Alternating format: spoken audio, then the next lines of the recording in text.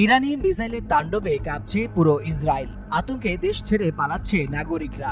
৭৭ বছর আগে গড়ে ওঠা স্বপ্নের এই রাষ্ট্র কি আজ ইতিহাসের শেষ প্রান্তে দাঁড়িয়ে?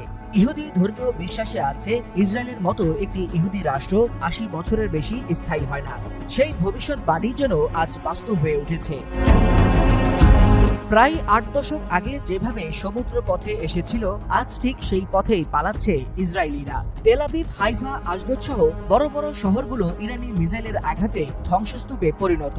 সাইরেন বাজছে, আতঙ্কে মানুষ ছুটছে বাংকারে, আর যারাই পারছে পাড়ি দিচ্ছে ইউরোপের দিকে। বিমানবন্দরে কড়া নজরদারি।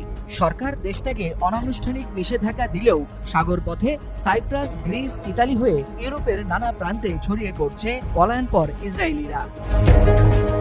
তালমুদের শেমিতা চক্র ও জুবিলি বছর নিয়ে বহু ইহুদি রাবাই মনে করেন ইহুদি রাষ্ট্রের আয়ু ৮০ বছর, তারপরেই পতন। রাবাই ইসরায়েল ফ্রিডম্যান বলেন, প্রথম টেম্পল, দ্বিতীয় টেম্পল সবই ধ্বংস হয়েছে এই সময়ের মধ্যেই।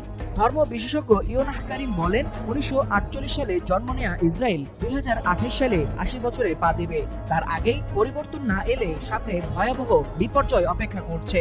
পিও রিসার্চ বলছে, যুব সমাজের ৩৮% দেশ ত্যাগ করতে চায়। রাজনৈতিক বিশ্লেষক গিদেওন লেভি বলেন, মানুষ বিশ্বাস হারিয়েছে যে রাষ্ট্র আর তাদের রক্ষা করতে পারবে না। আত্মবিশ্বাস ভেঙে পড়েছে, আর তাই পালিয়ে যাওয়াই এখন একমাত্র পথ।